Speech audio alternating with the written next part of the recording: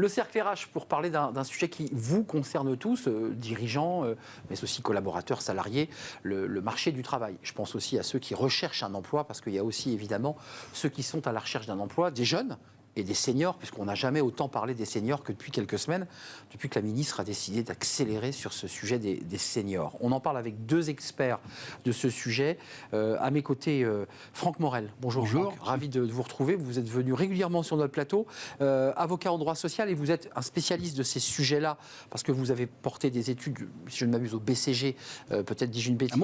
À Montaigne. Institut Montaigne. Vous voyez, deux têtes. Écrit avec Bertrand Martineau, Franck Morel, le travail est la solution. Réconcilier les Français avec le travail. Peut-être vous avez... Il sortira le 18 juin. Il sort là, mais vous avez peut-être soufflé à l'oreille de François Bayrou qu'on ne produisait pas assez, qu'on ne travaillait pas assez.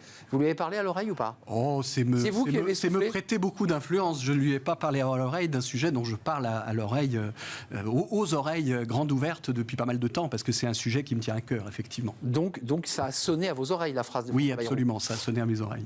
Antoine Fouché, ravi de vous retrouver. Vous étiez venu nous parler de votre livre « Sortir du travail qui ne paie plus », édition de l'Aube, avec à la fin de ce livre, page 116, puisque vous avez une mémoire éléphantesque, toutes les recommandations précises et les réformes qu'on devrait engager pour réoxygéner ce marché du travail.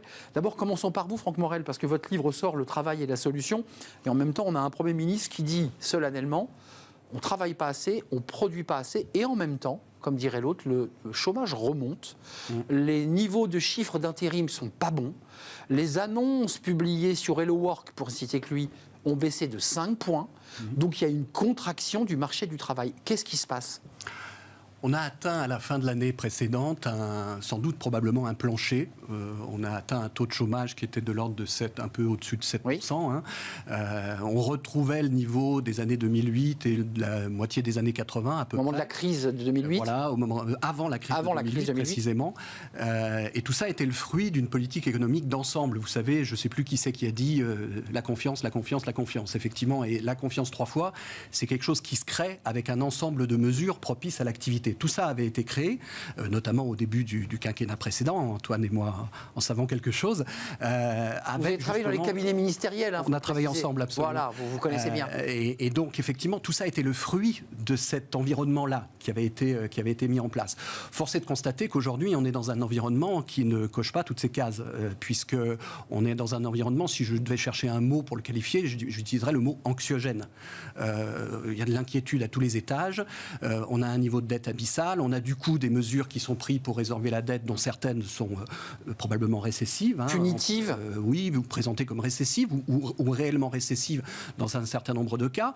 Et donc, c'est pas la fête, si vous me permettez l'expression. Et donc, du coup, forcément, ça pèse sur le moral des acteurs économiques et ça pèse forcément sur les chiffres. Alors, une fois passé ce quart d'heure, on va dire, de déprime liée au contexte général, on peut revenir à un certain nombre de fondamentaux qui vont au-delà de ces constats-là. Et ces fondamentaux, c'est effectivement qu'on a un problème de taux d'emploi. C'est-à-dire qu'on ne travaille pas assez collectivement. Déjà, premier élément. Je vous vois arriver sur les seniors, parce que le taux d'emploi des seniors est les jeunes, voilà, le taux d'emploi des seniors. Quand on regarde dans le temps, on se rassure, mais quand on regarde autour de nous, on s'inquiète. C'est-à-dire que le taux d'emploi des seniors, il a augmenté au cours des dernières années, et il a même beaucoup augmenté. Par exemple, sur la seule année 2023, il a pris plus de 2 points sur la seule année 2023. Mais il est encore loin des Allemands. Mais on est effectivement encore loin de nos voisins, et notamment, pas que, mais notamment des Allemands, des Nordiques aussi, des pays nordiques. On est très très loin. Et donc on a un sujet taux d'emploi. On ne travaille pas assez collectivement. On ne travaille pas assez tout au long de la vie, par ailleurs, et on ne travaille pas assez sur l'année. L'écart est assez faible, 100 heures d'écart, si j'ai bien compris. Alors, il y a des batailles de chiffres, mais 100 heures d'écart entre les Allemands et les Français. Sur l'année, on a 3 semaines d'écart entre un travailleur à temps plein français et un travailleur à temps plein allemand. On a 3 semaines à peu près d'écart. L'écart se réduit un peu quand on rajoute les temps partiels, mais quand on regarde les temps partiels, on a une caractéristique qui est assez inquiétante et qui, à mon avis, appelle, en termes de politique publique, une action résolue, c'est le fait qu'on a un fort niveau de taux partiel qu'on peut appeler contraint, c'est-à-dire de gens à temps partiel qui, tout en étant à temps partiel, aimeraient bien bosser plus. Antoine Fouché, juste d'un mot, parce qu'on va rentrer dans le dur. Dans votre livre, qui est un livre à la fois qui fait une photographie, qui fait ensuite des propositions, plus ou moins bien accueillies d'ailleurs par le pouvoir en place, par les économistes qui considèrent que vous êtes trop libéral, vous dites à un moment donné, il faut aussi revoir le niveau de cotisation, le niveau des charges, parce que quand on écoute les représentants patronaux, et de la CPME en particulier, ils vous disent avec 53% de taux de prélèvement obligatoire, nous, on a des PME qui, aujourd'hui, lèvent le pied sur l'embauche. Ce n'est pas uniquement lié au contexte économique, c'est lié, je dirais, au contexte fiscal. Est-ce que c'est un frein ? Est-ce qu'en déverrouillant ce sujet, on libère la création d'emplois ou pas ? C'est un débat, mais moi, je pense que c'est la clé ou l'une des clés de la résolution des autres problèmes, dont, par exemple, celui dont Franck vient de parler, et à juste titre. Collectivement, on ne travaille pas assez, en tout cas pas assez longtemps pendant la vie. On a 2-3 ans d'écart par rapport à la majorité de nos... Et à la fin, ça fait 3 ans. Par rapport à parce qu'on rentre un peu plus tard et surtout on sort 2 à 3 ans plus tôt, donc on a un vrai sujet par rapport à ça, mais à un moment donné il faut se poser la question de pourquoi est-ce que nous Français souhaitons travailler 2 à 3 ans de moins que les autres pays qui nous ressemblent, avec des gens qui nous ressemblent, qui ont à peu près le même niveau d'éducation, le même niveau de formation, une histoire assez semblable et à peu près la même productivité. On compensait un peu avec la productivité jusqu'à récemment. Maintenant, on est 13e de l'OCDE, donc on compense. Mais c'est qu'il y a quelques années, on parlait encore de notre productivité. C'est fini, ça. C'est fini. On n'est pas mauvais, on est 13e, mais enfin, comme on n'est plus devant, ça compense pas le fait de... Donc, si on n'est pas plus productif, pas plus qualifié et qu'on travaille moins, à un moment donné, et c'est ce qui est en train de nous arriver maintenant, on s'appauvrit, pas en soi, mais relativement par rapport aux autres. On est plus dépendant et le PIB par habitant baisse, c'est ce qui nous arrive. On est 26e par habitant, 26e PIB par habitant. On était 5e à la fin des années 70. Draghi, exactement. On voit un décrochage de la France dans le niveau de vie, donc le niveau de vie des Français, de chacun d'entre nous. Il a décroché. Si on imagine un aéroport avec toutes les nationalités du monde, un Français, il rencontre 25 autres personnes plus riches que lui. 25 autres personnes. Donc, si je prends une métaphore de foot, on ne joue plus en Ligue 1. Non. En matière de richesse par habitant, la France ne joue plus en Ligue 1. Comme on est nombreux, on est encore la 6e ou la 7e puissance mondiale. Mais comme on est 68 millions, et voilà, à la fin, par habitant, et l'une des raisons de ça, c'est qu'on ne travaille pas assez pendant la vie. Je pense qu'on pourrait débattre sur pendant l'année, mais en tout cas, pendant la vie, ça c'est sûr. Et moi, ma conviction, c'est qu'on ne peut pas demander aux gens de travailler plus si on ne les paye pas plus. Parce que je prends l'exemple sur la retraite. La retraite, en fait, comme on a l'un des meilleurs taux de remplacement de l'OCDE, alors l'OCDE dit 74% par rapport à toute la vie, mais quand vous êtes à la retraite, dans la majorité des cas, pas tous les cas, mais la majorité des cas, vous avez fini de payer votre logement et vous n'avez plus les enfants à charge. Un pouvoir d'achat beaucoup plus agréable. À la retraite, et c'est les stats du Conseil d'orientation des retraites, à la retraite, vous avez à peu près le même niveau de vie qu'en travaillant. Et pourquoi vous voulez travailler ? Parce que si vous avez le même niveau de vie sans travailler qu'en travaillant, pourquoi vous voulez travailler davantage ? Ça n'a aucun sens. En tout cas, économiquement, ça n'a pas de sens. Et c'est aussi pour ça, je pense qu'il faut qu'on revalorise le travail. Alors, peut-être en demandant un petit effort aux retraités, c'est sûr, mais en faisant que quand on travaille, ça passe pas ça. Ça passe pas pour revient sur la table. Ça passe pas pour l'instant, mais c'est un autre débat. Mais ça passe pas pour l'instant et vraiment le débat il a quand même vraiment beaucoup changé par rapport à il y a un an. Mais juste et après je me tais. Simplement, il faut que ça vaille le coup financièrement pour soi et ses enfants de travailler 3 ans de plus. Si ça change rien, c'est rationnel de dire je veux pas. Franck Morel, j'ai pas lu votre livre et je m'en excuse, mais autant j'ai lu le livre Sortir du travail qui ne paie plus, mais réconcilier les Français avec le travail, je m'appuie sur cette accroche de couverture. Comment on les réconcilie, puisque le sujet est posé, on ne travaille pas assez et on veut partir de plus en plus tôt à la retraite. Je partage le constat que vient de poser Antoine. Le constat que vient de poser Antoine, en fait, permet de soulever un sujet qui est le suivant, qui est le fait de rétablir la promesse du travail. C'est quoi la promesse du travail ? La promesse du travail, c'est le fait de considérer que par le travail, on va pouvoir améliorer sa situation à court et à moyen terme. À court terme, c'est la question de la rémunération, et à moyen terme, c'est la question des parcours professionnels. Et faire mieux que ses parents, c'est un peu l'idée. Et faire mieux que ses parents, effectivement. En tout cas, pas au moins bien. Voilà. Et pas moins bien, aujourd'hui, ça décroche. Et donc, effectivement, ce constat, il est implacable. Aujourd'hui, la promesse du travail n'est pas perçue comme étant là.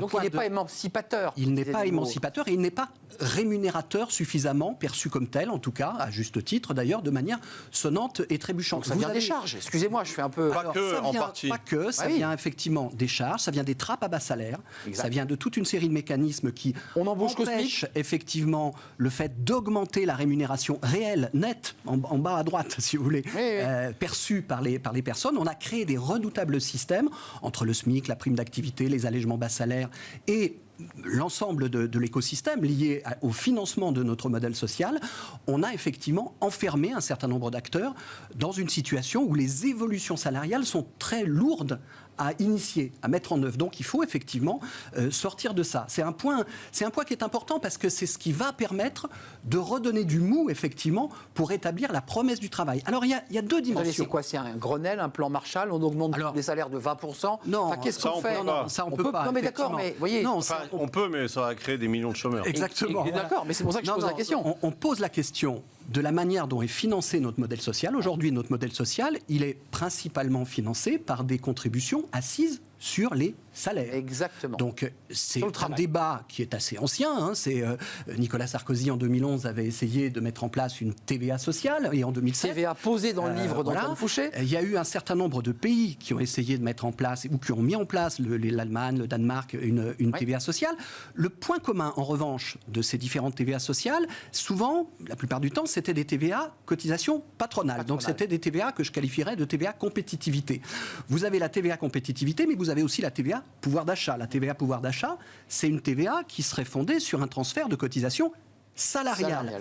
Il y a un débat sur le fait de savoir s'il vaut mieux agir sur la partie salariale ou la partie patronale. J'ai envie de dire les deux, mon général, parce qu'effectivement, ce que l'on veut, c'est à la fois donner du mou en termes de politique salariale et d'évolution, mais aussi donner du mou en termes de compétitivité. Et puis, vous avez le sujet qui a été popularisé par les économistes Bozio-Vasmer, des trappes à bas salaire, de tous les mécanismes qui peuvent enfermer.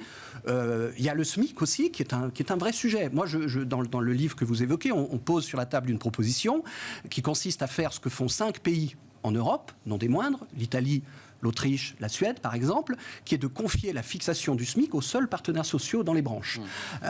Si on fait ça, on va en sortir du psychodrame sur les minima. Compte tenu qu'on a des branches en France, on est en dessous des minima sociaux. Et donc, on permettra de négocier l'ensemble de l'échelle de salaire. On sortira ça, effectivement... Aux partenaires sociaux de décider. Exactement, aux partenaires sociaux. Antoine Fouché, le débat me passionne et il est malheureusement trop court. Pour se projeter, on évoque la TVA, on évoque l'enjeu des cotisations. On n'a pas évoqué les demandeurs d'emploi, je voudrais vous entendre, parce que il faut quand même penser aux collaborateurs de France Travail qui ont été maltraités d'ailleurs dans un article tout à fait injuste dans le JDD, il faut le préciser. Il n'y avait rien dedans. Qui était vide et un peu diffamatoire. Quand même, les collaborateurs de France Travail reçoivent depuis janvier les allocataires du RSA. Obligation d'être inscrits, de suivre un parcours de stage de 15 heures. Mécaniquement, ça allait augmenter le chômage. Enfin, on le savait. Enfin, il n'y a pas de... C'est quoi? C'est structurel ou c'est lié à l'arrivée des allocataires du RSA, cette montée mécanique du chômage? Non, il y a deux choses, ou trois choses. C'est alors, c'est des inscriptions à Pôle emploi. Donc, normalement, qui, par les enquêtes de l'INSEE, étaient censées être captées. Donc, ces inscriptions supplémentaires à Pôle emploi, comme ça ne change rien du point de vue de l'enquête INSEE, pardon, c'est très technique, mais ça ne devrait pas faire monter le taux de chômage INSEE. En revanche, ce qui peut le faire monter un peu, c'est la situation économique dans laquelle on est et que Franck a évoqué et qui est, des PSE, des fermetures.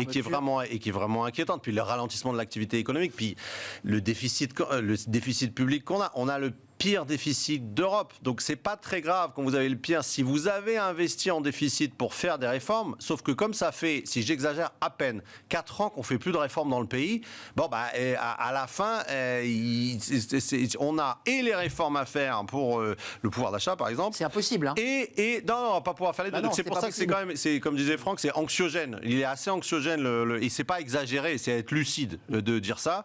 Donc ça peut faire remonter un peu le chômage. Ceci étant, sur la seule question du chômage, moi, à titre personnel, je suis pas très inquiet parce qu'il y a une statistique qui me semble-t-il est déterminante et la plus importante pour prédire l'évolution du chômage, c'est la démographie. Et la démographie, c'est fiable, c'est-à-dire on peut pas faire d'enfants qui auront 18 ans l'année prochaine. Vieillissement mécanique. Et donc, et surtout, on sait combien il va y avoir de personnes qui vont partir. Donc, dans les ordres de grandeur, vous avez 800 000 personnes par an qui partent du marché du travail. Ça se calcule. 700 000 qui arrivent, 150 000 immigrés, c'est les ordres de grandeur de l'INSEE. Donc ça fait à peu près 50 000 personnes de plus par an seulement, c'est-à-dire même pas 5 000 personnes de plus par mois sur le marché du travail. Donc même si vous n'avez pas de croissance, il n'y a pas forcément de hausse du chômage. Il faut vraiment qu'il y ait une forte Merci. récession pour qu'il y ait une hausse du chômage. Merci, vous reviendrez, Franck Merci à vous. Morel. Je savais que ce débat serait trop court et j'en suis même frustré. Merci à vous, Antoine Fouché. Sortir du travail qui ne paie plus et ce livre qui sort le 18 juin prochain, Le travail et la solution.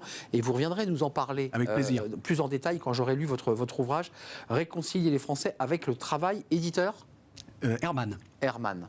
Merci à vous deux, messieurs, de nous avoir Merci. éclairé sur une année noire, anxiogène, qui sera un peu le fil rouge de notre débat. Je vous dis à très très bientôt. On tourne une page et ces fenêtres sur l'emploi, j'accueille mon invité.